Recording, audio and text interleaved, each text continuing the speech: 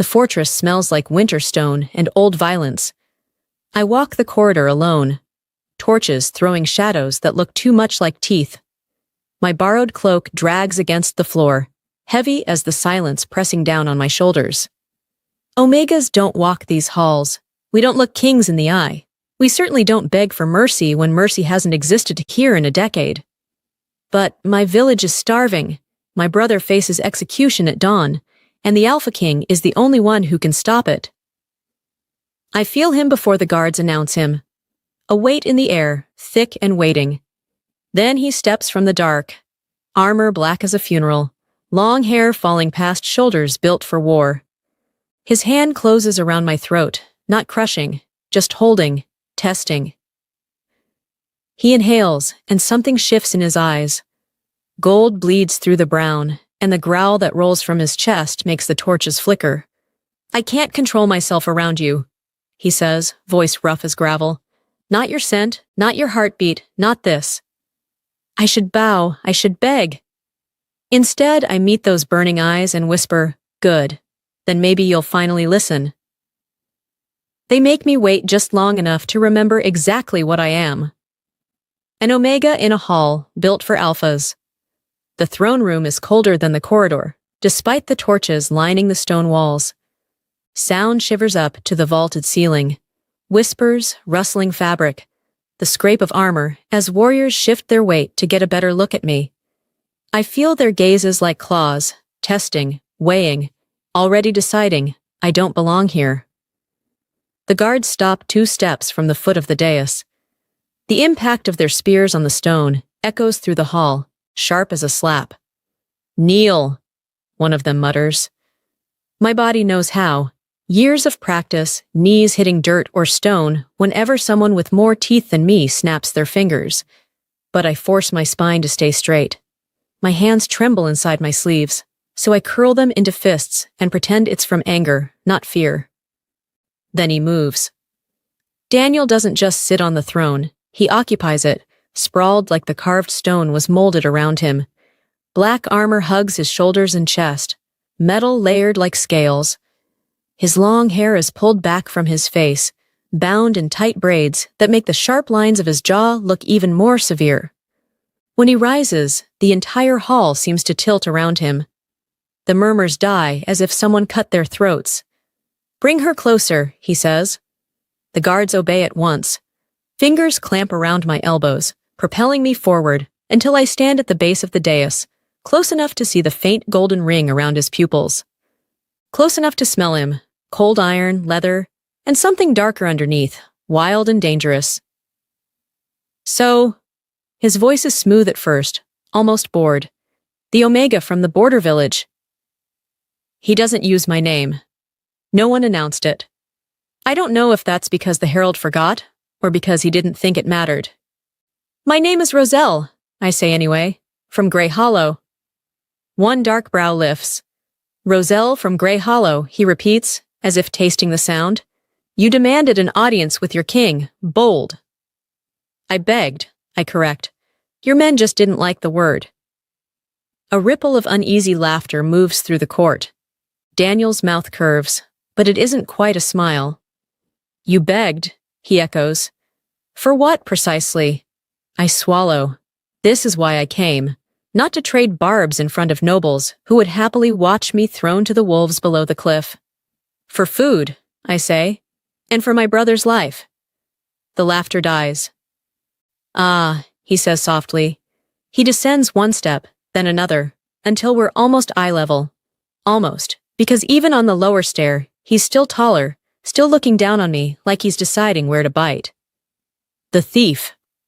"He stole from royal stores because the shipments stopped coming," I answer, the words tumbling out faster now that I've started. "You decree rations for the borderlands every winter. We used to get them. This year, we got 2 carts of mold and stone." He studies me, head tilted. "You accuse your king of withholding aid."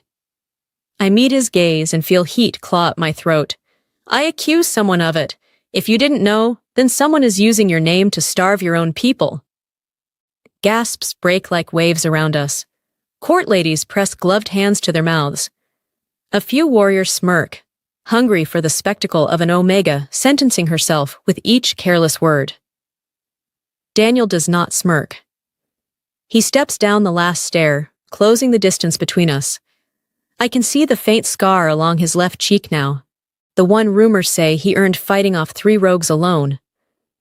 His hand lifts, fingers calloused and bare, and for a heartbeat I think he's going to strike me. Instead, he cups my jaw. The touch is firm, not gentle, thumb pressing against the hinge of my jaw as he tilts my face up into the full weight of his gaze. My pulse slams against his palm. I know he can feel it. His eyes flare just slightly, that gold brightening. "Careful, little Omega," he murmurs, soft enough that the nearest courtiers have to lean in to hear. "Your tongue is braver than your station." "My station is starving," I whisper back. "Bravery is all that's left." There. The smallest crack in his composure, like a tremor under stone. His fingers tighten a fraction. He inhales again, deeper this time, and his nostrils flare. The air around us thickens, heavy with something I can't name. The court thinks he's angry. They're wrong. Heat flickers along my skin, low and coiling, responding to the way his thumb strokes once along the line of my throat, before he seems to realize he's doing it. His jaw clenches. The gold in his eyes spills wider, burning. "I warned you," he says, so quiet the hall might as well have vanished. "I can't control myself around your scent." I remember the corridor, his hand at my throat, that same warning. Back then I thought it was a threat. Now I feel the edge of it, the danger, yes, but also something else. A pull, a recognition. The bond curls in the air between us like smoke. I don't have words for it at first. The way my lungs forget how to work, how every instinct screams at me to lean closer, even as sense tells me to run. His fingers are still on my skin. I feel the tremor in them, the battle he's fighting with his own body. Behind us, voices stir. "My king," someone starts. "Release her," another urges. "Before." He ignores them. "Tell me," Daniel says, voice roughening, "why did your brother steal?" "Because children were fainting in the fields," I answer without hesitation. "Because old people were dying with their hands still reaching for empty bowls. Because your last shipment was rocks and rot, and the next one never came at all." The words spill past my fear, sharpened by it. If I die today, I will not do it whispering. "Yet you came alone," he says. "No delegation, no escort." "Who would you have sent?" I ask. "An alpha? You don't listen when Omegas scream at the gates. You would never have heard me if I hadn't made them bring me to you." Another murmur. This one feels different, less hunger for blood, more unease. His thumb has stilled. I feel his breathing change, slower, heavier. It drags over my skin like heat. "You think I do not know what happens in my own kingdom," he says. "I think," I say carefully, "that someone is very good at making sure you only see what they want you to see." Silence. Thick enough to choke on. Then, softly, dangerously, he laughs. "Look at them," he says, not taking his eyes off me. "Half of them praying I tear out your throat. The other half praying I make you my pet so they can whisper about my weakness." My heart thunders. The word pet scrapes something raw inside me. "I am not a pet," I say. His head tilts. "No," he agrees. "You're a problem." His hand slides from my jaw to the back of my neck. The motion jerks me a step closer, my chest brushing the hard plane of his armor. A few people actually gasp aloud. I feel their shock, as if it were a physical thing. "This is inappropriate, my king," a voice calls from the side of the hall. An older alpha, gray at the temples, eyes narrowed. "She is an Omega," Daniel finishes. His fingers spread against the nape of my neck, heat searing into my skin. "One who came to my court and accused my council of treason, if you were listening." The older alpha stiffens, a few more faces pale. Daniel leans down, his breath skimming my ear. "Let's see which one of us is right. Roselle from Grey Hollow." But first, he inhales again, deep and deliberate. The sound is obscene in the hush of the hall. My knees threaten to buckle. The bond snaps like a live wire, a crack of energy that makes every hair on my arms stand on end. Oh, gasps. A low growl from somewhere behind him. Someone whispers the word. Bonded. I feel it too, something inside me answering him, a thread tightening between our chests. My vision blurs for a heartbeat, and when it clears, the world is sharper. Every breathing body in the room has a flavor to their scent. His is a thunderhead on the horizon, electric and inevitable. He jerks back as if burned. His hand falls away, leaving my skin exposed and suddenly cold. For the first time since I entered the fortress, he looks unsettled. Well, he says, voice scraped thin, it seems my court has a new entertainment. He lifts his chin, gaze sweeping the hall, but the weight of it keeps circling me back to me.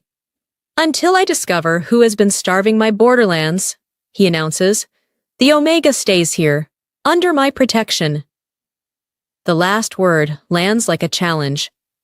Around us, the court becomes a forest full of predators scenting a storm. I stand at the eye of it, throat still tingling where his fingers were, aware that with one reckless decision, I've become exactly what I never wanted to be. The Omega the king couldn't stay away from. They call it guest quarters, but I know a cage when I see one. The chamber is small, tucked into the alpha wing, where every footstep echoes and every door opens onto another corridor filled with warriors who look at me like I'm prey that wandered into the den. The bed is piled with furs I don't deserve. The window barred with iron scrollwork that might be decorative if it didn't lock from the outside. A fire burns in the hearth, but the warmth never quite reaches the corners. I've been here 3 days, and I still haven't seen my brother. The servant who brings my meals, a quiet woman with graying hair and downcast eyes, won't meet my gaze. When I ask about him, she shakes her head and leaves faster. When I ask about Daniel, she pretends not to hear. On the 4th morning, I stop asking. Instead, I test the door. Locked, of course. But the guard outside doesn't growl when I knock, just opens it a crack and stares at me with flat, unimpressed eyes. I need to speak to the king, I say. The king is occupied. Then I'll wait. In your room.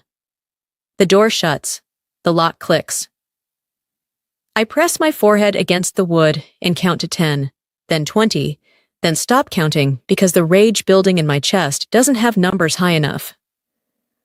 When the door opens again an hour later, I expect the servant with lunch. Instead, it's a man I recognize from the throne room. Tall, broad-shouldered, with the kind of sharp-edged smile that makes my skin crawl. His scent rolls into the room before he does. Musk and sweat and something sour underneath. So this is where he's keeping you, the man says, leaning against the doorframe like he owns it. Cozy. I take a step back. I didn't invite you in. Didn't need an invitation. He steps inside, and the guard outside doesn't stop him. I'm Lord Garrett, council member. Thought I'd introduce myself, since you made such an impression the other day. His gaze drags over me, slow and deliberate. I feel it like hands I didn't give permission to touch. The king said I was under his protection, I say, keeping my voice level. Protection, Garrett repeats, tasting the word like it's funny. Is that what he's calling it?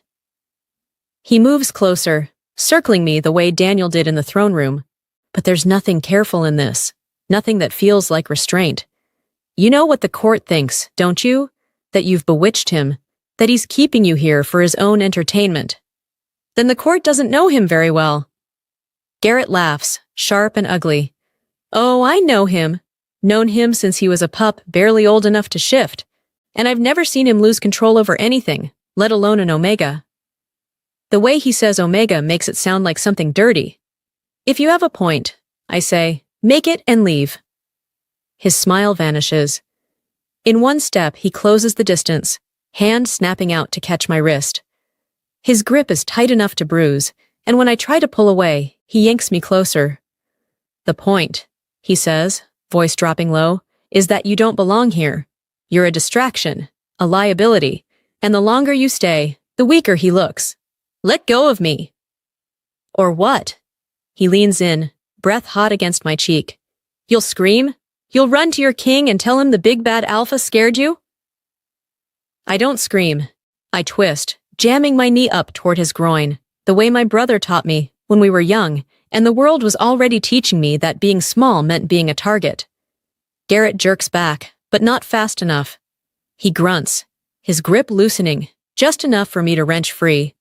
Touch me again, I spit, and I'll make sure the king knows exactly what kind of loyalty his counsel offers. For a moment, I think he's going to hit me. His hand rises, fingers curling into a fist. The door slams open. Daniel fills the doorway, and the temperature in the room drops 10 degrees. He's not in armor this time, just a dark tunic and trousers, but somehow he looks more dangerous. His eyes are already burning gold, fixed on Garrett, with the kind of focus that precedes violence. My king, Garrett starts, stepping back, hands rising in a gesture that might be surrender or mockery. I was just leaving, Daniel finishes. His voice is soft, too soft, the kind of quiet that comes before an avalanche. Now. Garrett's jaw tightens, but he's not stupid enough to argue. He sketches a mocking bow in my direction, then strides past Daniel and out into the hall. The sound of his footsteps fades, swallowed by stone and distance. Daniel doesn't move, doesn't look away from where Garrett touched me, his gaze locked on my wrist like he can still see the fingerprints. Did he hurt you? He asks. No. My voice comes out steadier than I feel. I handled it. I saw. Something flickers across his expression, too fast to name. He steps into the room, and the door swings shut behind him with a finality that makes my pulse jump. You shouldn't have had to. Why was he in here at all? You said I was under your protection. You are. Then why do your people keep treating me like I'm something they can corner and break? The question comes out sharper than I intended, but I don't take it back. I'm tired of swallowing anger to make myself smaller, safer, less of an inconvenience. Daniel crosses the room in 3 strides. For a heartbeat, I think he's going to grab me the way Garrett did. But when his hand lifts, it hovers near my face, not quite touching. Because they're testing me, he says quietly, seeing how far they can push before I break. And? His fingers brush my cheek, feather-light. The bond hums between us, a low vibration I feel in my bones. They're closer than they think. I should step back, put distance between us before this thing pulling us together snaps all the way tight. But I don't move, and neither does he. I didn't ask for this, I whisper. Neither did I. His thumb traces the line of my jaw, the same way it did in the throne room, and my breath catches. But here we are. What happens now? His hand drops. He turns away, jaw tight, shoulders rigid with the effort of whatever he's holding back. Now, he says, I make it clear that anyone who touches you answers to me, and you stay in this room until I know who's been sabotaging the shipments to your village. So I'm still a prisoner. You're alive, he counters. In a fortress full of wolves who would happily use you to weaken me, that's not nothing. He's right, and I hate that he's right. My brother, I start. Is safe, Daniel interrupts. Fed, housed, and under guard. I'll bring him to you when I'm certain it won't be used as leverage against either of us. He moves toward the door, but I step into his path before I can think better of it. You can't keep me locked in here forever. His eyes meet mine, and for a moment, the careful control slips. I see the edge of whatever he's been caging since the throne room. Hunger, frustration, something wild and wanting that mirrors the pull in my own chest. No, he agrees softly. I can't. Then he's gone, the door closing behind him, and I'm alone again in my cage of stone and gold, the ghost of his touch still burning on my skin. At first, the fortress speaks in silence. Then I learn how to listen. It starts with Lisa, the the gray-haired servant who brings my meals. For days, she treats me like a ghost. Eyes down, mouth pressed thin, in and out, without a word. One evening, when she sets the tray down, I catch the sleeve of her dress before she can vanish. "Sit a moment," I say. "Please."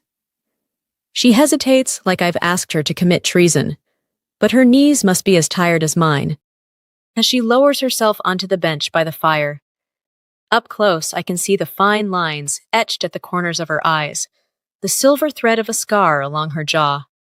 "You shouldn't ask that," she murmurs. "It's not fitting." "Neither is starving a village," I answer.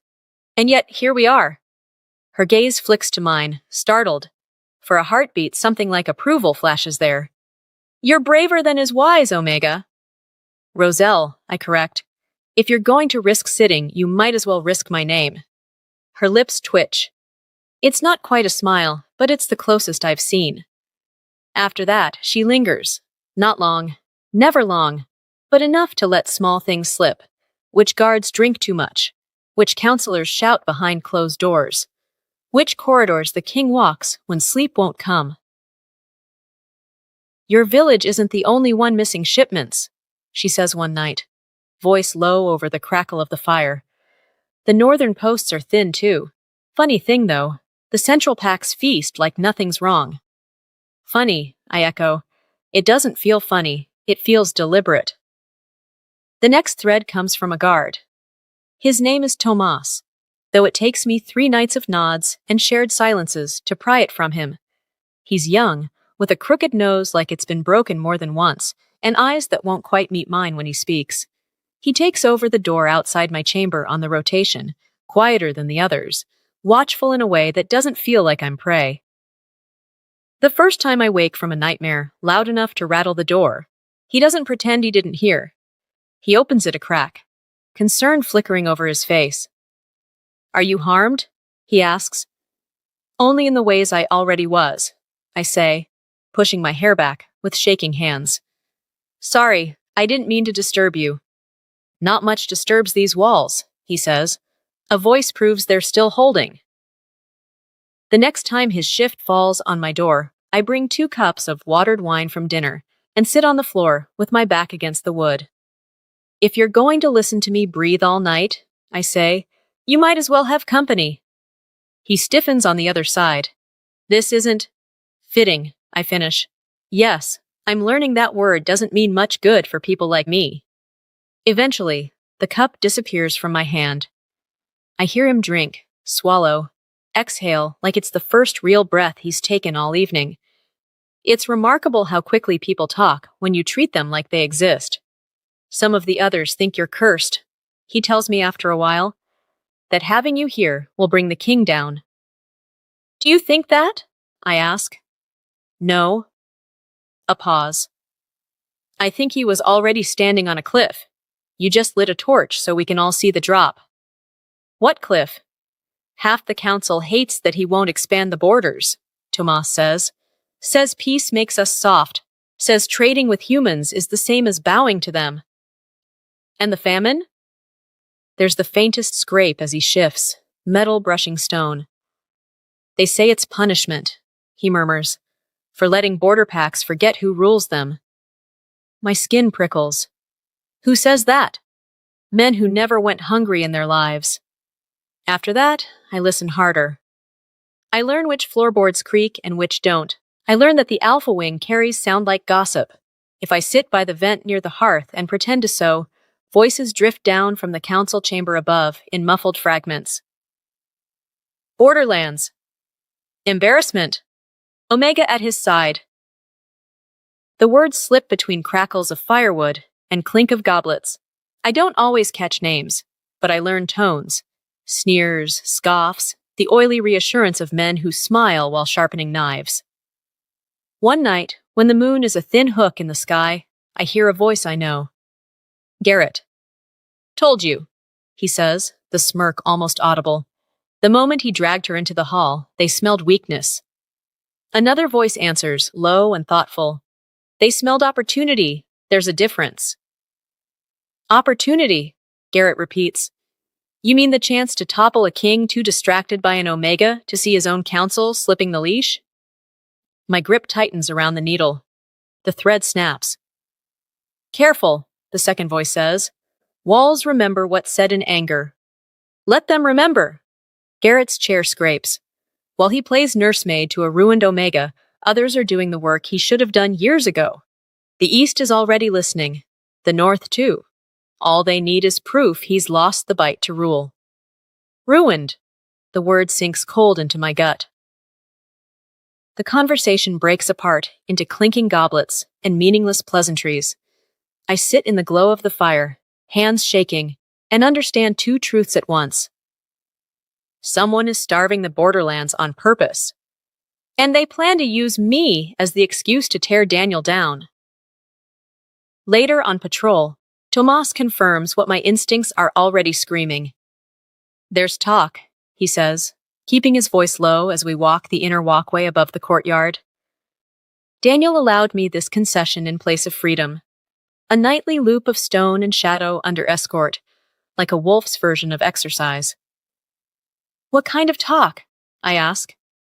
He hesitates. His breath clouds in the cold air. Of a rival alpha, he says finally. Old bloodline, far east. Thinks the throne should never have passed to Daniel's father, let alone Daniel. Does this rival have a name? I press. Not one I should put to my tongue, he mutters. But I can tell you what his supporters call him. The True Fang. Arrogant, predictable, dangerous. They say the kingdom needs a king who isn't afraid of war, Tomas continues. One who doesn't leash himself for the sake of omegas and humans. And me, I ask, what do they say about me? He exhales slowly, and that's answer enough. They call you proof, he says, that the Alpha King has gone soft, that he keeps a broken thing in the Alpha Wing and calls it protection. Broken, ruined, soft. Words they think mean the same thing. We stop at the corner where the wall curves and the view opens onto the dark land beyond the fortress. Somewhere out there, my village curls in on itself against the cold, waiting for food that may never come. Do you believe them? I ask quietly. Tomas is silent a long time. The wind tugs at his cloak. I saw the way he looked when Garrett touched you, he says at last. I've followed that man into battle. This is the first time I've seen him truly close to losing control. That doesn't answer my question. He turns to me then, eyes steady. I think a king who finally has something to lose is more dangerous than one who doesn't, he says.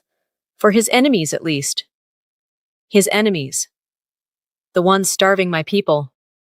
The ones whispering about a ruined Omega at his side. As we finish the circuit and head back toward my barred window and carefully weighted prison, a strange calm settles over me. I came here to beg for crumbs and a pardon. They turned me into a weapon instead.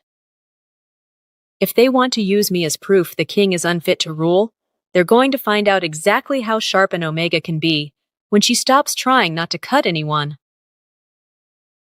They dress me like they're polishing a weapon they don't know how to use. Lisa's hands are gentle, but even she can't hide her disapproval when she laces me into a dark green gown that fits too well to be coincidence. The fabric clings at the waist, falls soft to the floor, leaving my shoulders bare. A thin gold chain settles at my throat like a claim. He chose this? I ask. She hesitates. It was laid out in his colors. His colors, not the kingdom's. His. By the time Tomas escorts me toward the great hall, my palms are damp, my pulse skipping against the chain.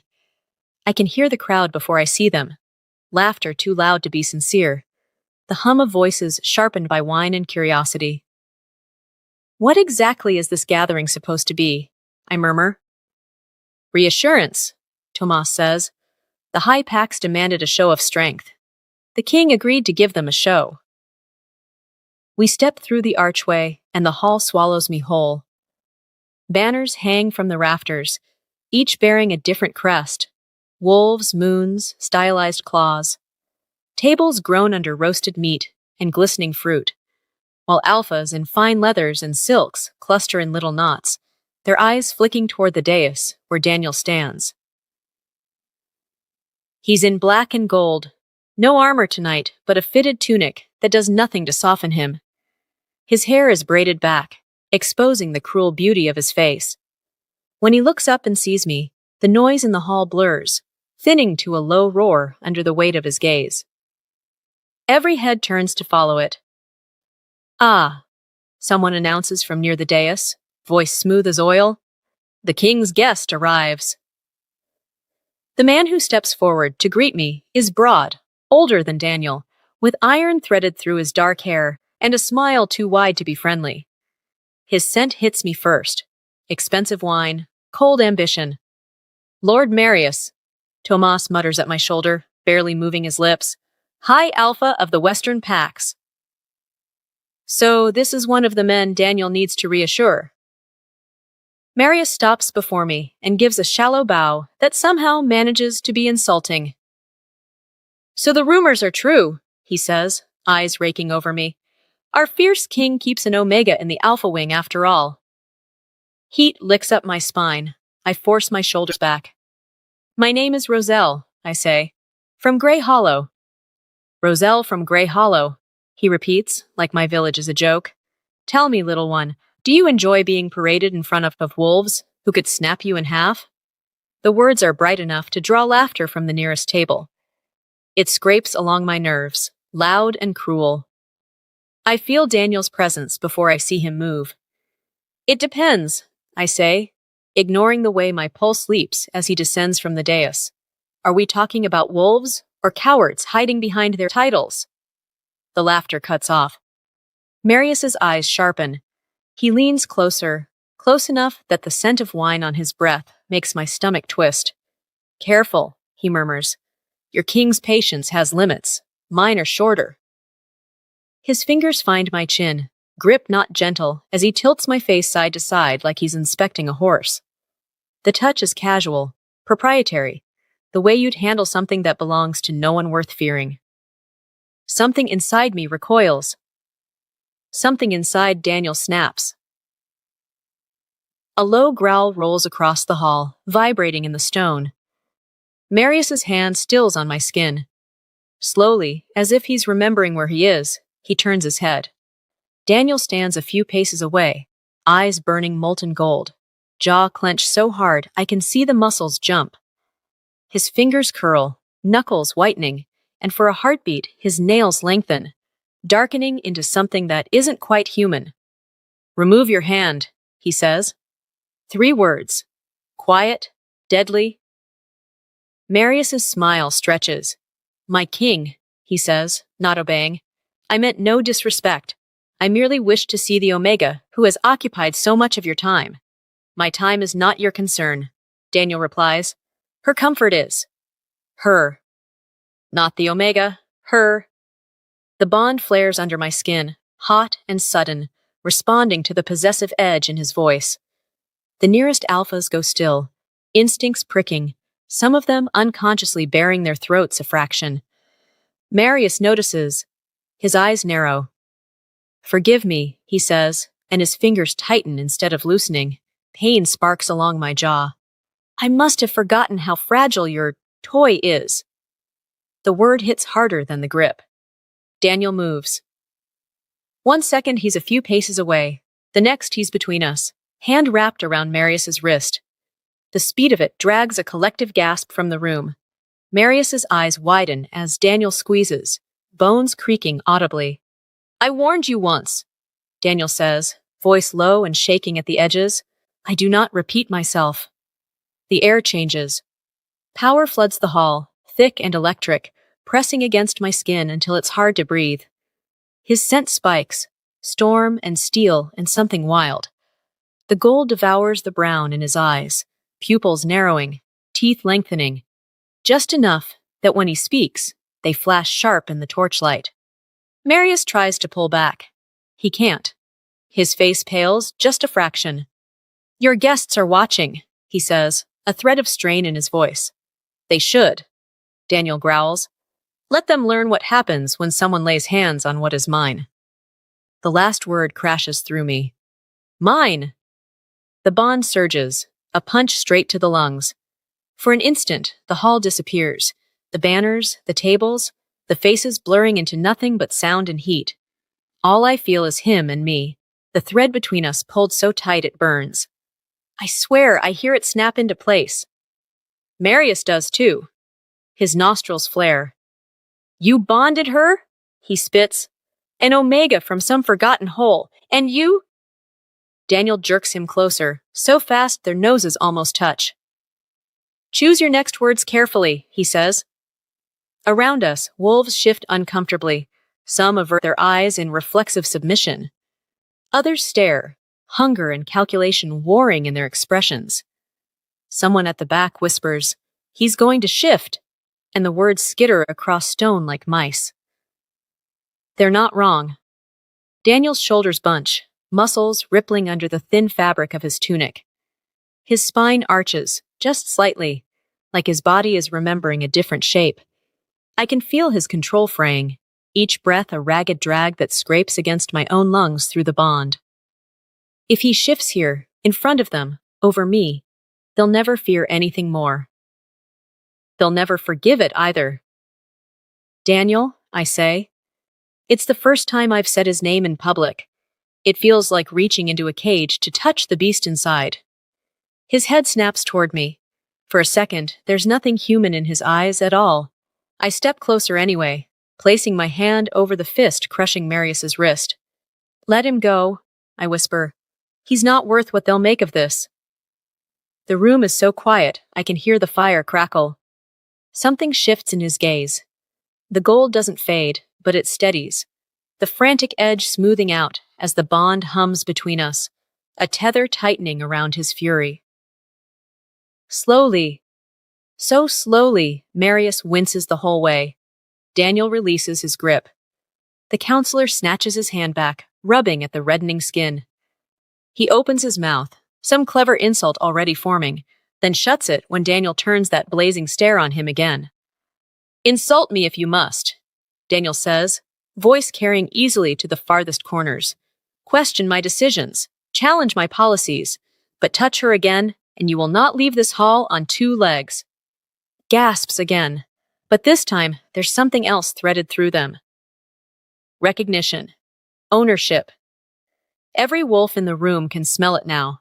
The bond, the claim, the way Daniel's body leans a fraction toward mine, even as he stands tall before his court. Whatever game they thought they were playing, the rules just changed. Marius bows, fists clenched at his sides. As you command, my king.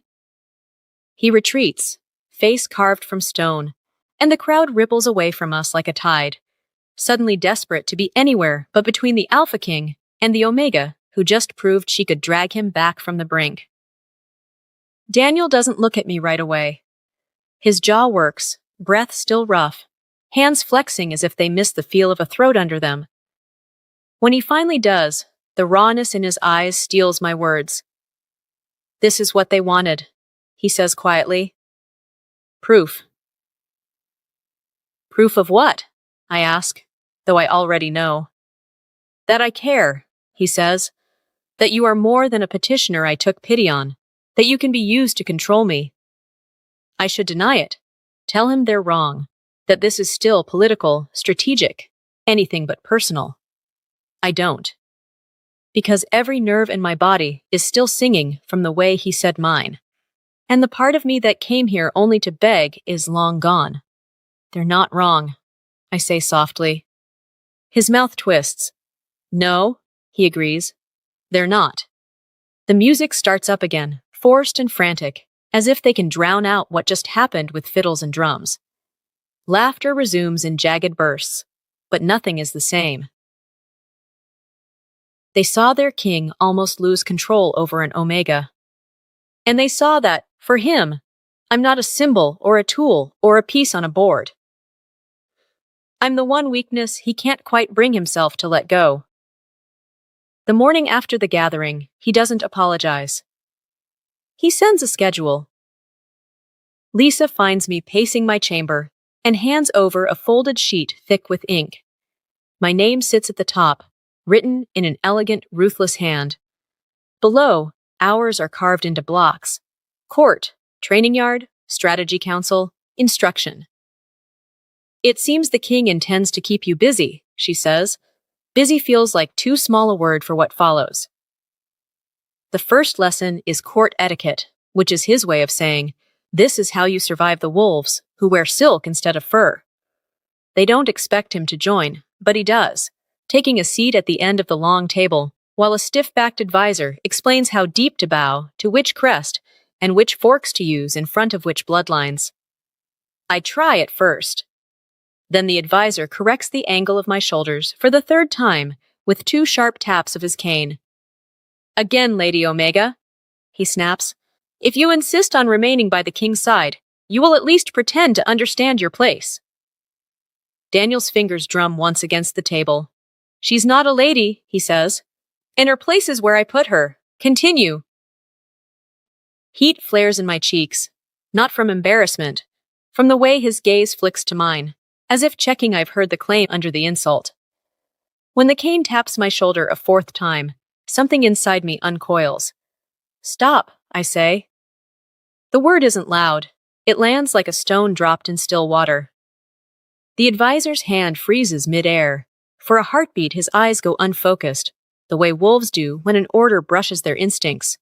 The room holds its breath. Then he jerks, blinking, and snatches his hand back, as if burned. He clears his throat. My apologies, my king. I didn't mean...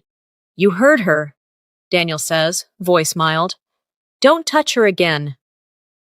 Later, when the advisor has scuttled away and we're alone with the quiet echo of the hall, I stare at Daniel. What was that? I ask. You tell me. He leans back in his chair, studying me like I'm a puzzle with missing pieces. You gave a command. He followed it. He thought you'd be angry if he didn't. He didn't look at me when he stopped, Daniel says.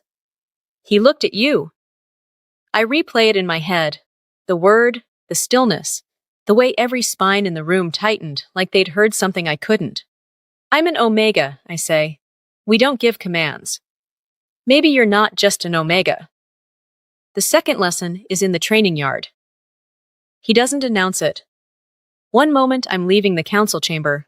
The next, Tomas is steering me toward the open-air courtyard where soldiers spar in the dust. The ring of steel on steel carries on the wind, bright and violent. You want me to fight? I ask, as Daniel tosses a wooden dagger from hand to hand, testing its balance. I want you to survive, he says.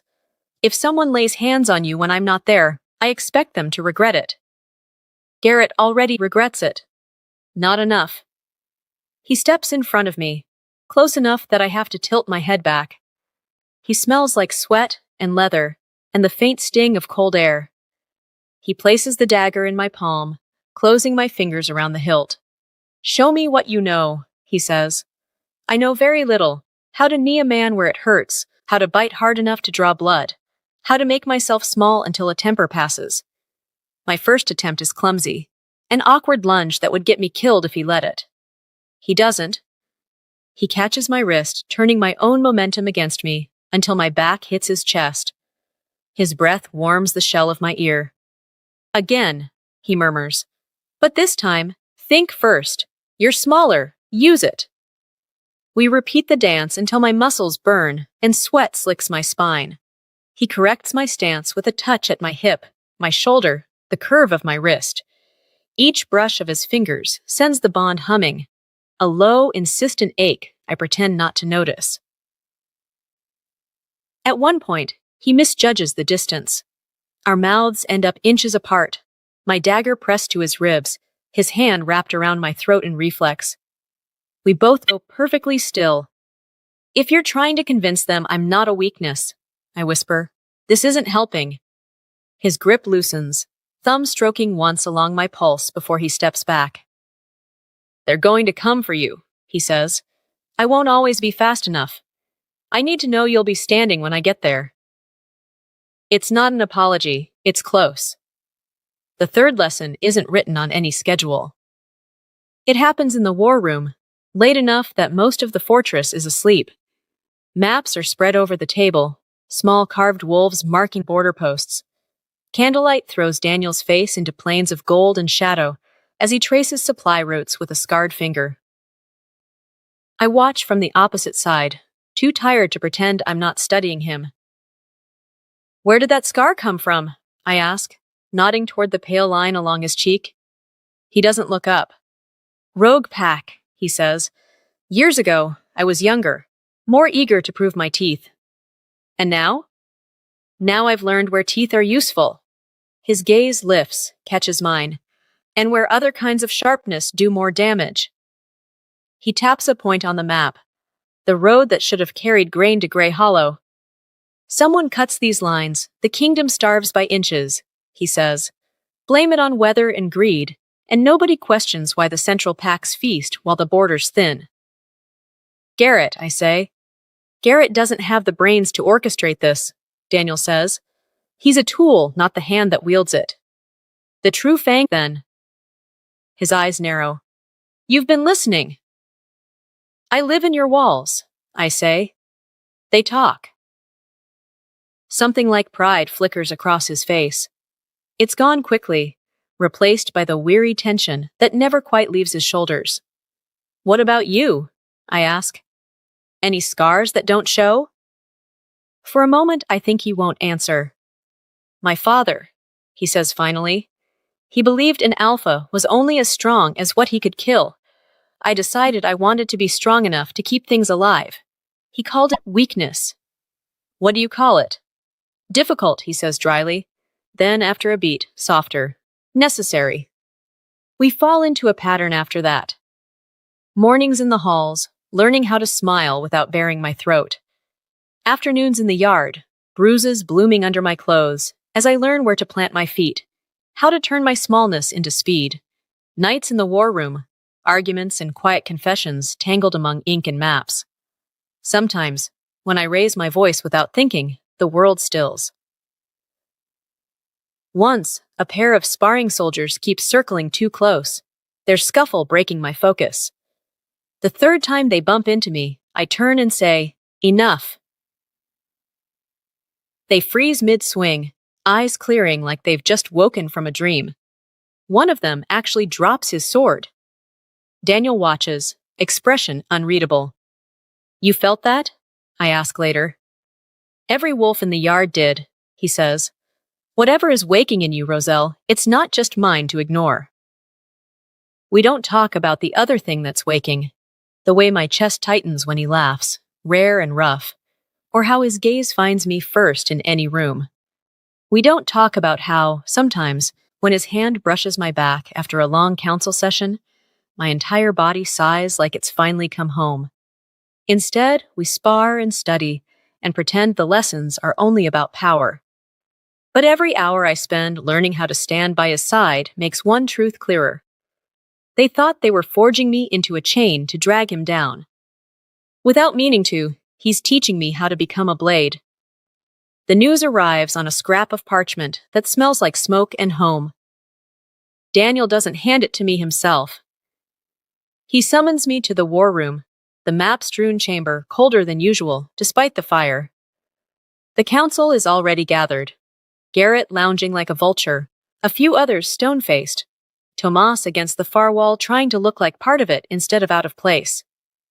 Daniel stands at the head of the table, knuckles white on the edge. When I enter, every gaze swings toward me. The parchment sits in the center of the map like a stain. "Roselle," Daniel says. My name sounds heavier than usual. "Sit." I don't. "What happened?" He studies me for a long moment, as if deciding how much truth I can take. Then he nods to Tomas. The guard crosses the room and offers me the parchment. The seal is broken, but I'd know that mark anywhere. The crude wolf's head, Elder Harrow, carved into everything he thought important. My tongue tastes like ash as I read the shaky script beneath. To the true Fang, rightful king of our people. The room blurs. I blink harder. We have among us an Omega the Alpha King favors. She has gone to his fortress to beg for our village. I can deliver her into your hands when she returns, if you promise Grey Hollow protection when you claim the throne. The words swim, jagged and ugly. My fingers crinkle the parchment. Elder Harrow, the man who blessed my brother's naming day, who held my hand when my mother died and told me the ancestors watched over good girls who knew their place, selling me like a lamb at market. It was intercepted by one of my riders, Daniel says quietly, on the northern road, bound for a camp we believe houses the True Fang supporters. I lift my gaze. So it's real. It's his hand, Tomas says from behind me, voice tight. I'd swear it on my life. Garrett's smile is slow, satisfied. You see, my king? Even her own people know she's best used as a bargaining chip. The words hit harder than the letter. My people, I repeat. Daniel's eyes flash. Enough, Garrett. No, let him talk, I say, surprising them both. My voice sounds thin but steady. If they're willing to trade me for protection, then maybe they deserve whatever's coming. Garrett's brows rise, impressed despite himself. Omegas from the borderlands grow teeth, it seems. My brother's name isn't on the parchment, but I feel him between every line. Mina's too. Grey Hollow with its crooked roofs and stubborn fields, Harrow offering their safety to a stranger in exchange for my blood. I swallow hard. They don't even know I'm not coming back. Daniel's gaze sharpens. You were always going back with an escort when it was safe, he says. I promised you that. Did you? Garrett drawls. Because from where the packs sit, it looks very much like you keep her here for yourself. The room goes quiet. My cheeks burn. This isn't about appearances, I say, before Daniel can snarl something that will make everything worse. It's about the fact that if the True Fang knows I exist, he'll come for me, whether I'm in Grey Hollow or here. Here, I can protect you, Daniel says. Out there you said you could protect my village, I shoot back, but he's already wrapped his hands around their throats. Harrow invited him in. Roselle, Tomas warns, but I'm done pulling my punches. I spread the letter on the map, pinning it with both palms. What else does it say? I ask. What price did he set on me? Daniel's jaw works. He offers information, he says finally. Routes, stores, weak points in the border. In exchange, the True Fang sends wolves to take the Omega back when she returns from the fortress.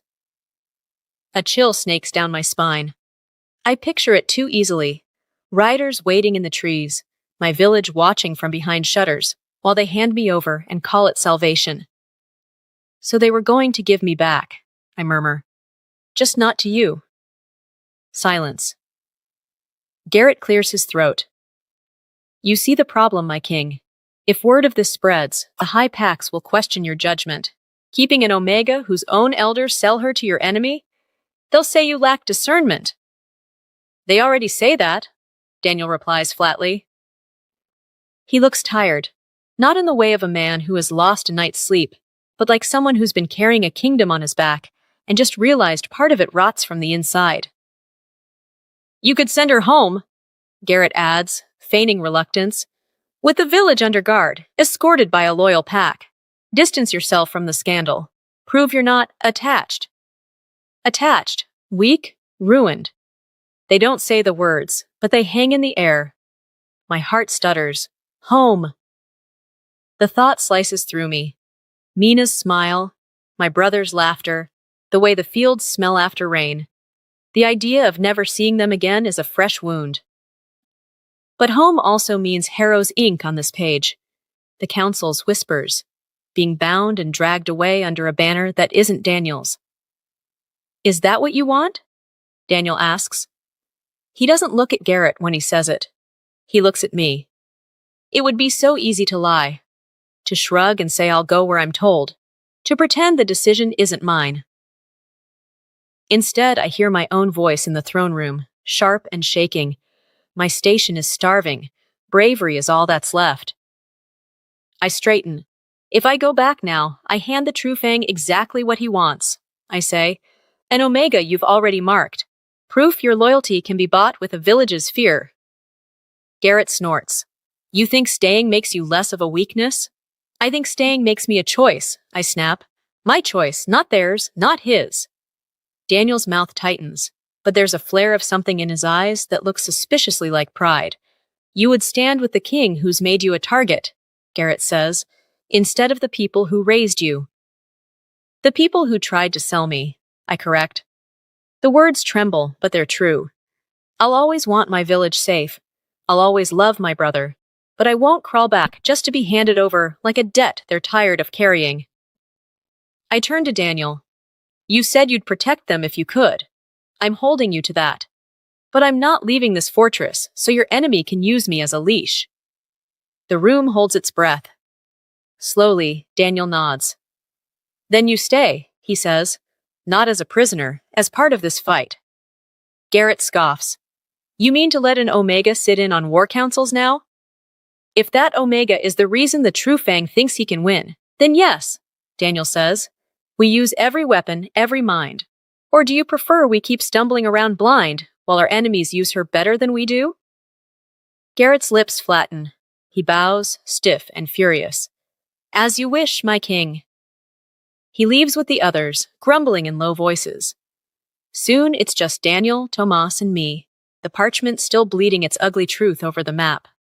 You don't owe me this, Daniel says quietly. Your loyalty, your... Stand. I'm not doing it for you, I lie. The bond hums, calling me a liar. Maybe I'm doing it for all of us. For the girl who walked into this fortress to beg. For the king who nearly shifted in front of his court. For the wolves who will die if we lose. Then why? He asks. Because someone decided I'm the battlefield, I say. If I walk away now, I let them fight over me like spoil. If I stay, I help decide where the first strike lands. A slow, dangerous smile touches his mouth. Then help me, he says. Show me where to hit them so they never see it coming. For the first time since I left Grey Hollow, the word we feels less like a threat and more like a promise. The blood moon rises like a wound over the fortress. I see it first from my chamber window. A swollen red disk hanging low over the trees, bleeding light onto the stone. The air feels thicker, every sound sharpened. Wolves below the cliff howl in restless waves, their voices vibrating in my bones. Lisa crosses herself when she sets down my cloak. Stay inside tonight, she whispers. Lock the door, pray. For what? I ask. That the king is strong enough to hold, she says, and leaves before I can answer. The summons comes moments later, a sharp knock. Tomas stands in the doorway, armor strapped tight, eyes already glowing faintly. The council wants you in the great hall, he says. The king as well. Now? Now. The corridors seethe with tension. Guards move in pairs, sense spiked with anticipation and fear. Somewhere above us, a bell tolls once, twice.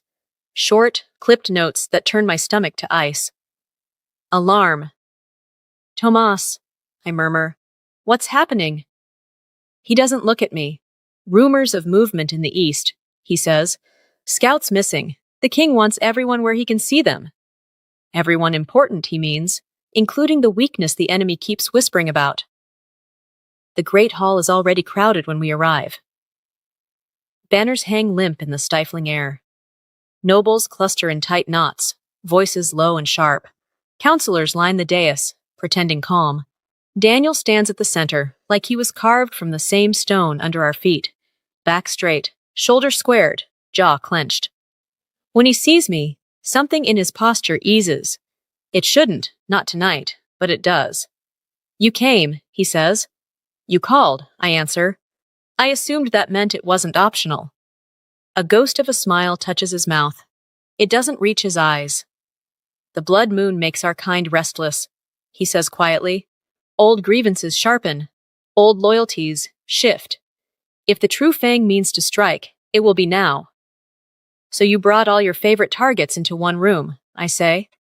Efficient. Dangerous, he corrects. But necessary. I'd rather see which wolves bare their teeth than be bitten from behind. The bell tolls again. This time, it doesn't stop. Doors slam somewhere beyond the hall. A roar rises, muffled by stone. Then another. The scent of smoke threads through the air. Garrett pushes through the crowd, cloak half-fastened, eyes bright with something too eager to be fear. "The east gate is under attack," he announces. "Our own sentries opened it from the inside." Hidden sympathizers. Traitors inside the walls. For a heartbeat, sound fragments. Daniel's voice cuts through it. "Seal the inner courts," he orders. "No one in or out without my mark." Wolves surge to obey, armor flashing. The hall empties and tightens all at once, bodies shifting from anxious nobility to braced warriors. Someone shoves a spear into Thomas's hands. Someone else bars the main doors. The next impact rattles the hinges. "Stay behind me," Daniel murmurs, low enough for only me to hear. "No," I whisper back. "You'll need your hands free." He doesn't argue. That's how I know how bad it is. The doors burst inward on the third blow. Wolves flood the threshold, some in the king's colors, some not. The difference is in their eyes. Loyalists snarl toward the intruders. Rebels smile like they've already won. At their head stands a man I've never seen and somehow recognize. Tall, broad. His hair is streaked with silver. His eyes pale, almost colorless, like ice that never melts. He carries no banner, but the wolves at his back radiate obedience. The true Fang. He steps into the hall as if it belongs to him and sweeps a mocking bow. "Alpha King," he says. "I would say it's an honor, but I make it a habit not to lie on sacred nights." Daniel doesn't return the bow. "This is my hall," he says. "You come into it like a thief and expect respect?" "A thief?" The true Fang laughs. "No, pup. I came to collect what's been mishandled. A kingdom, a crown, and..." His gaze slides past Daniel, finds me. A very interesting omega. The bond snaps taut, a warning. Every muscle in Daniel's body tightens. "She doesn't concern you," he says. "On the contrary," the true Fang replies. "You've made sure she concerns everyone." He gestures lazily. "You scent-marked her in your own throne room. You nearly shifted over her in front of half your court. Do you truly think wolves built on blood and hierarchy would miss what that means?" His wolves spread through the hall, blades glinting. Loyal guards regroup around Daniel, Tomas among them. The line between sides becomes painfully clear. "Whoever owns the Omega," the true Fang says, voice carrying, "owns the king." He moves faster than I expect. One heartbeat he's in front of his pack, the next he's beside me, hand snaking out to grab my arm. His grip is iron, cruelly tight. The bond shrieks, every instinct in me recoiling. Daniel reacts like he's been shot. He roars. The sound is not human. It vibrates through my chest, rattling my bones. Power slams into the room, hot and suffocating. His eyes go fully gold, pupils a razor-thin slice of black. His spine arches as his body begins to shift, bones popping, muscles bulging under his tunic. "Daniel!" I shout, but he's already half gone. Someone screams. Wolves drop to their knees in reflexive submission as his aura slams over them. The air reeks of fear and adrenaline. The true Fang laughs, tugging me closer like a shield. "See?" he calls. "He can't control himself. One touch, and your mighty king turns feral. This is who you follow?" Daniel lunges. Claws rip from his fingers, lengthening, catching torchlight. His teeth stretch, lips pulling back in a snarl that promises blood. He's aiming for the true Fang's throat, but with me in his grip, the lines blur. For a wild instant, I'm not sure which of us Daniel will reach first. I do the only thing I can. I move. Yanking hard, I twist out of the true Fang's hold. Not cleanly, his nails rake my skin, but enough. Pain flares along my arm. I use it, throw myself between them, planting my feet on the cold stone. "Stop," I say. The word is a command, dragged from somewhere deeper than fear. The world freezes. Daniel skids to a halt, claws inches from my shoulder. The True Fang's arm hangs mid-reach. The packed hall hums with stunned, instinctive obedience. Power rushes through me, burning hot and bright, riding the bond between us like a live wire. For a breath, I feel them all, every wolf in the room like a spark in my blood. Their attention slams into me, choking. "Roselle," Daniel rasps, voice warped, half-shifted. "Move." "No." My heart jackhammers, but my voice doesn't shake. "You don't want to kill me, and he wants you rabid and stupid." I flick a glance at the True Fang. "Don't give him what he came for." The True Fang's eyes narrow. "Interesting," he murmurs. "What else can you make him do, little Omega?" I step backward until my spine hits Daniel's chest. He's burning hot, trembling, the beast just under his skin. Slowly, deliberately, I set my hand over his heart. "Breathe," I whisper. The bond roars. For a moment, I'm drowning in him. The rage, the terror of losing control, the savage, possessive need to tear apart anything that touches me. Under it all, a raw, aching fear, not of death, but of becoming the monster his father was, of proving every critic right. "Look at me," I say. His gaze drags down from the enemy's throat to my face. Gold meets mine, wild and desperate. I don't look away. "You're the king," I say softly. "Act like it." The words land like a slap. His next breath shudders through both of us. Slowly, agonizingly, the claws retract, muscles ease. His spine straightens behind me. He doesn't fully shift back, not with the blood moon overhead and an enemy in his hall, but he's no longer half feral. The growl in his chest changes, less madness, more warning. The True Fang watches, something like fascination in his gaze. "You've trained her well," he says. "Or perhaps she trained you." His wolves shift uneasily. Some of them look at me now, not as prey, but as something else. A variable. A threat. "Good. You said whoever owns the Omega owns the king," I call, loud enough for both sides to hear. My voice carries strangely, riding that same power. Heads turn, ears prick. "I am not owned." A murmur ripples through the hall. "I walked into this fortress on my own feet," I continue. "I chose to stay when my village tried to trade me. I stand here because I decided I would not be anyone's leash." I glance back at Daniel. His jaw is tight, but there's a spark in his eyes now. Pride, trust. "So hear me," I say, turning again to face the True Fang. "I am not your proof that he is weak. I am proof that he has something worth fighting for. If you think that makes him easier to topple, you're a bigger fool than the council says." He bares his teeth. "You think standing between us will save him?" "No," I say. "I think it will doom you." Behind me, the king I've anchored rolls his shoulders, power coiling in controlled waves. "For trespassing in my hall," Daniel says, voice low and deadly, "I might have killed you quickly." His hand comes to rest lightly on my shoulder. Not restraining, not possessing, but there, visible, chosen. "For threatening what is mine," he finishes, "I won't be nearly so kind." The blood moon burns down through the high windows, painting us all in red.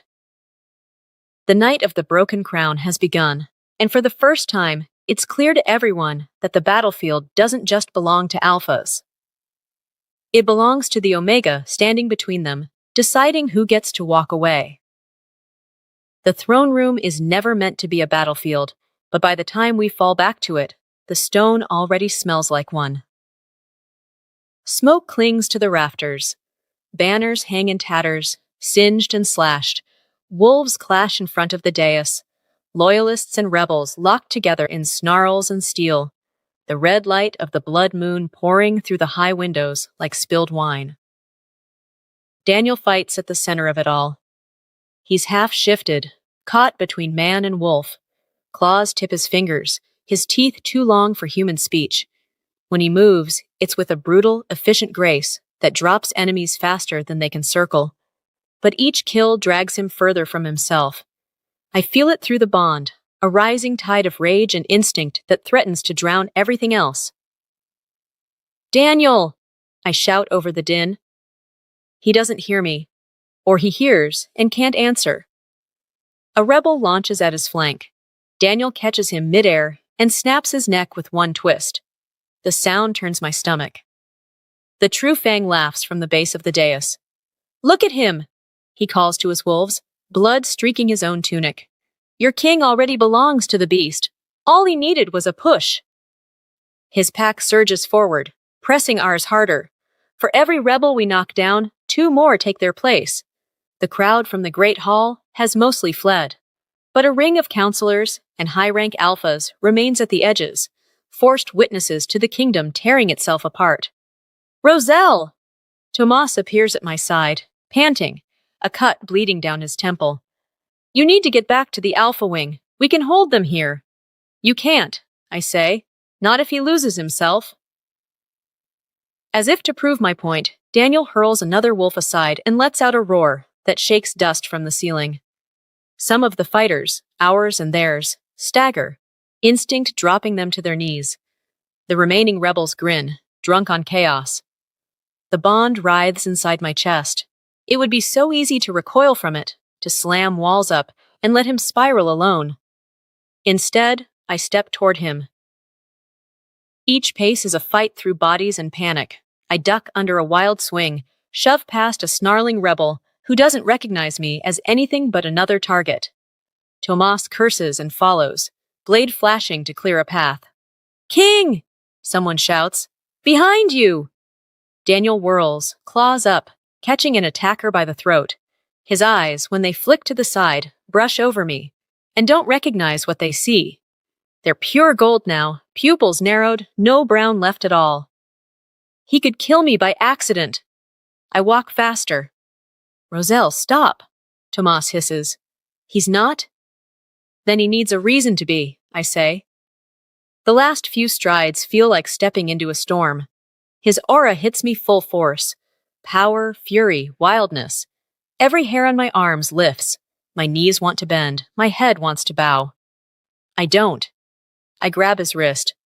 Heat sears my palm. His head snaps down, lip curled.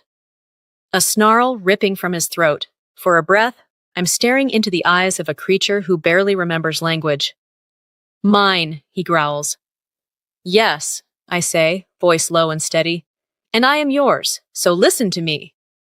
The bond explodes. It's like a door slamming open.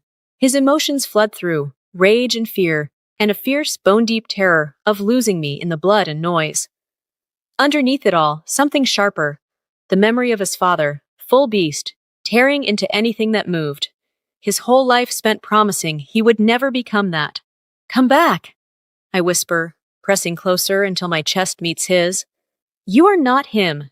You are not theirs. You are mine, and I am not done with you yet." I pour everything I have down the bond. Every moment we've shared in the war room and training yard. Every bruise he apologized for, with a look instead of words. Every time he said my name like a vow. Power answers, racing along that thread, wrapping him in it. The change is slow and painful to watch. His breathing stutters. The claws retract bit by bit. Muscles shudder as his body fights itself, wanting to tear and obey in the same heartbeat. His teeth are still too long when he speaks, but the word is clear. "Roselle." "I'm here." I slide my hand up, fingers finding the back of his neck, anchoring. "Stay with me." Around us, the battle surges and falters, warriors instinctively circling away from the eye of the storm. The true Fang watches, eyes narrowed, something like unease finally cracking his confidence. "This doesn't save you," he calls. "You can't rule if your Omega must leash you in front of your own court." I turn. Maybe it's the blood moon. Maybe it's the bond, thrumming hot and bright. Whatever it is, when I face him, the hall seems to tilt, focus snapping toward me. Wolves pause mid-swing, swords hang frozen. I feel all of them again, Loyalists and rebels both. 1,000 instincts prickle at the edge of my consciousness, waiting. What is an omega worth? I ask, voice carrying farther than it should. My own side shifts, startled. The rebels sneer, but their ears tip forward, despite themselves. For as long as I've lived, I continue, you've told us we're nothing but vessels and bargaining chips. You sell us, you cage us, you trade us to enemies, and call it strategy. I lift my chin, fingers still cinched in the back of Daniel's tunic. Look at me now. Silence deepens. Even the clash of steel quiets. I walked into this fortress to beg and became the excuse for this war, I say. You thought you could use me to prove a king weak, but you forgot something. I take a step forward, drawing Daniel with me. He comes willingly, eyes back to molten brown ringed in gold, power leashed instead of wild. You forgot that bonds run both ways, I say. You forgot that if you grab the leash, you put your own neck in reach. I let power ride my words the way it did when I stopped him in the hall. Kneel, I command. Not to Daniel, not to our allies, but to the ones who came to steal us. The word cracks through the throne room like lightning. Rebels stagger. Some fight it, teeth bared, muscles straining. Others drop instantly, pulled down by instincts older than reason. Even among the loyalists, a few knees hit stone before their owners remember, I'm not their alpha. The true Fang wavers. For a heartbeat, his legs bend. His aura snarls in protest, fighting the pull. Impossible, he breathes. You're an Omega. Maybe, I say. Or maybe your bloodline isn't the only one the old laws favored. Daniel's arm slides around my waist, steadying us both. Now, he murmurs near my ear, voice steadier, anchored, while they're off balance. We move together. He surges forward, blade flashing. I keep my hand on him, feeding focus instead of fury, guiding his strikes along the currents of power I can suddenly feel, where the rebel's will is weakest, where fear eats at their resolve. When he falters, I push strength through the bond. When I waver, his presence shoves courage back into my lungs. We are not two weapons now. We are one. The true Fang roars and meets Daniel head-on. They clash in front of the throne, steel shrieking. Sparks fly, each impact sends shockwaves through the room. For a moment, they're evenly matched. The rival alpha is older, more seasoned in raw violence. Daniel is faster, driven by something the other man doesn't understand. Me. Your father would be ashamed, the true Fang snarls, locking blades, reduced to hiding behind an Omega's skirts. Funny, Daniel grunts. I was just thinking how he'd admire you. The same hunger, the same stupidity. He feints left, then drops low, driving his shoulder into the true Fang's ribs. The older alpha stumbles. I seize the opening, voice cutting through their struggle. Stand down, I say, not to Daniel, but to the wolves still fighting for the usurper. Your alpha is losing. Choose whether you fall with him. More rebels' knees hit stone. Some throw down their weapons entirely, chests heaving, eyes flicking between us and their leader. The line fractures. The true Fang senses it. Desperation flares in his scent. With a roar, he breaks away from Daniel and lunges. For me. He thinks I'm the weakness. He's wrong. I don't step back. I step in, twisting aside at the last second the way Daniel taught me, driving my dagger, forgotten at my hip for most of the fight, up under his ribs. Shock flashes across his face. Up close, his eyes are just pale, not special at all. An Omega, he chokes. A queen, I correct. He crumples. The room exhales. Rebels who hadn't yet yielded drop their weapons. Some clasp their hands behind their heads. Others simply sag where they stand, like the fight has leaked out of them. Loyalists close in, shackling hands, binding wounds. Counselors stare, stunned into silence. Daniel stands over the fallen alpha, chest heaving. Blood darkens his tunic, not all of it his. He looks at the body, then at me. You disobeyed, he says, voice rough. You needed disobeying, I answer. For a second, we simply breathed the same air, the bond pulsing between us, less a chain, more a circle. Then, in front of everyone, he reaches for my hand. "Witness!" he calls to the room, voice ringing. "Tonight, an Omega stood where no one said she could, and saved your king from his own worst instincts. She fought beside me. She commanded you. She killed the traitor who would have worn my crown." No one speaks. "The old hierarchy is dead," Daniel says.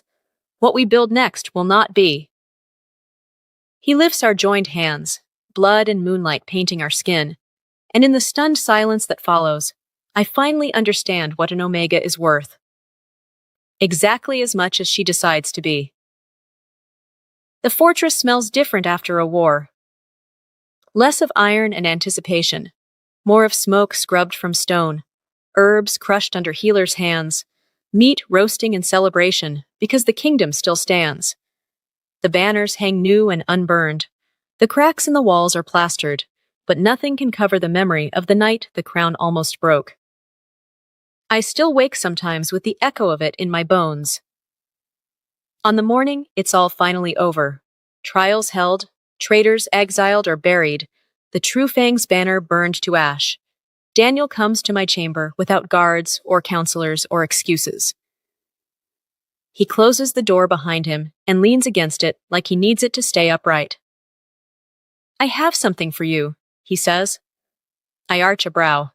"Another schedule? More lessons in how not to embarrass your court?" His mouth twitches.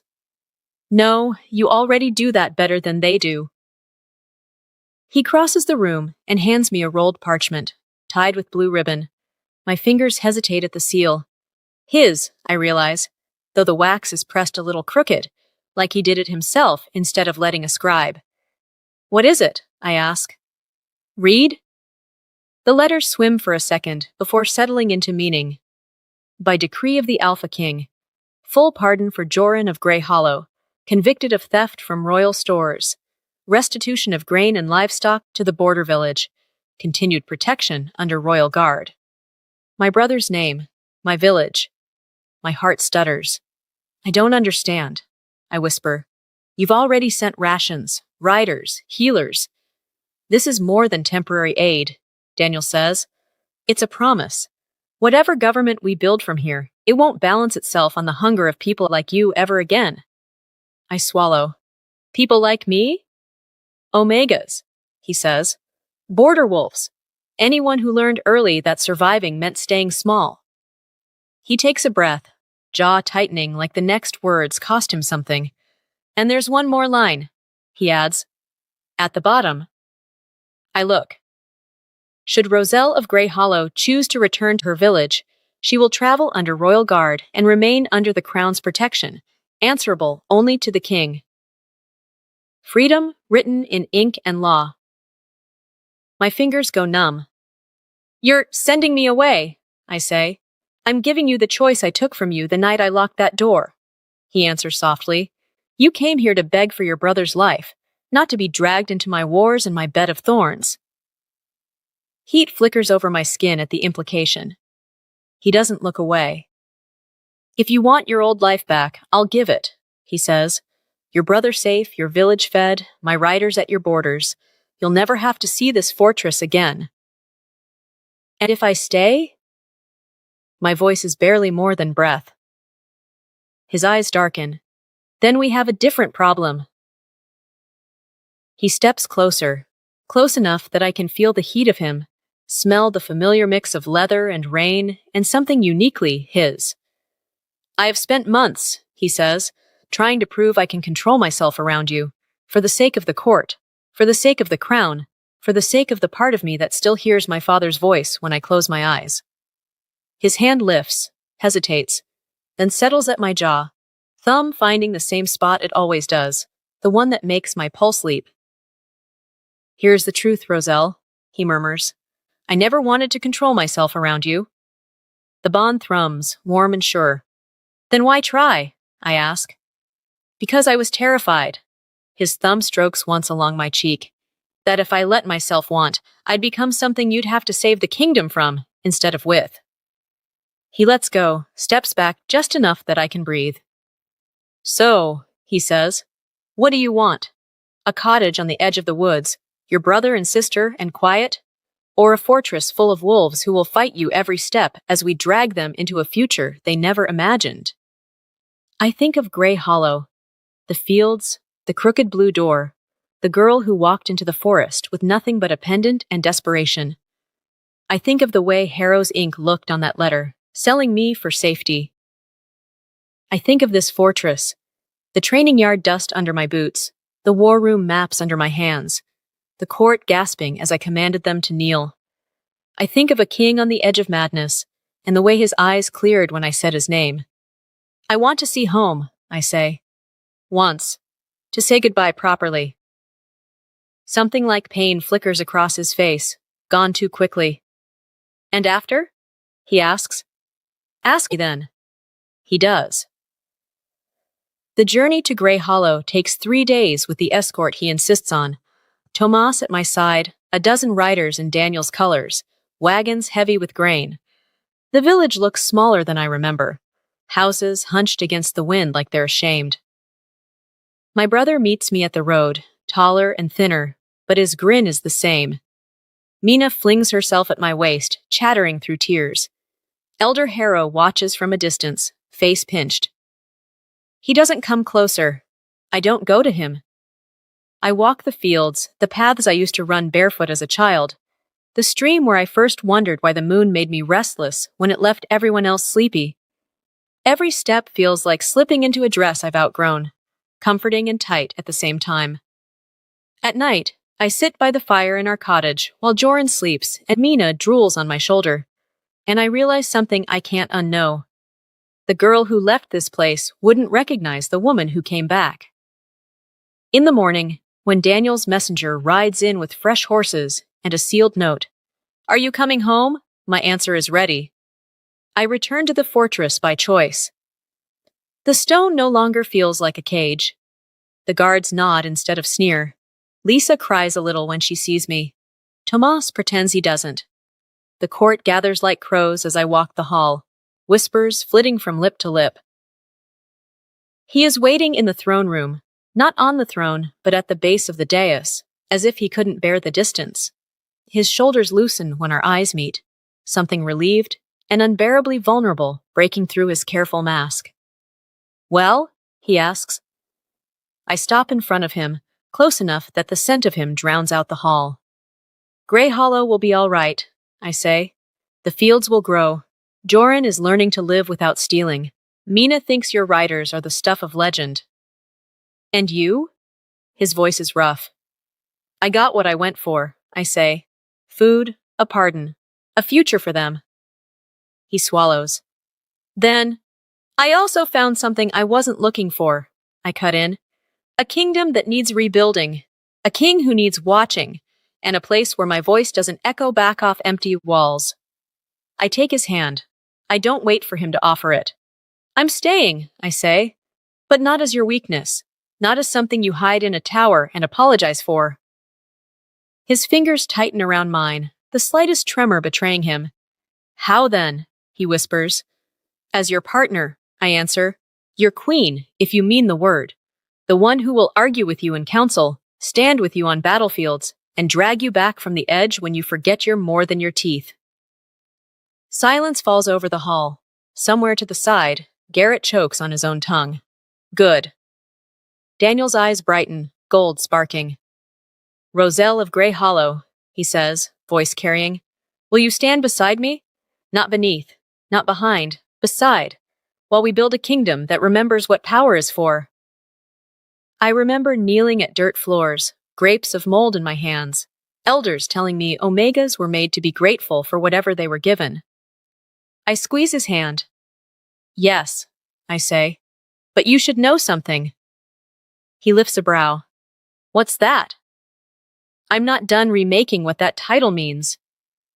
A slow smile curves his mouth, more dangerous than any snarl. "Good," he says. "I never wanted a queen I could control." He turns to the court, still watching, still stunned. "Then witness," he declares. "Your king and your omega." The old order broke on the night of the blood moon. What rises now belongs to both of us. One by one, they kneel.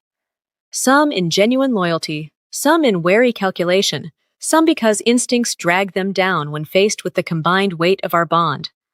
It doesn't matter. The sight is the same. An entire court bowing not just to an Alpha King, but to the Omega at his side. My Omega. My King. The thought echoes between us, bright and fierce, as we stand together on the broken bones of the world we inherited and dare to imagine something better.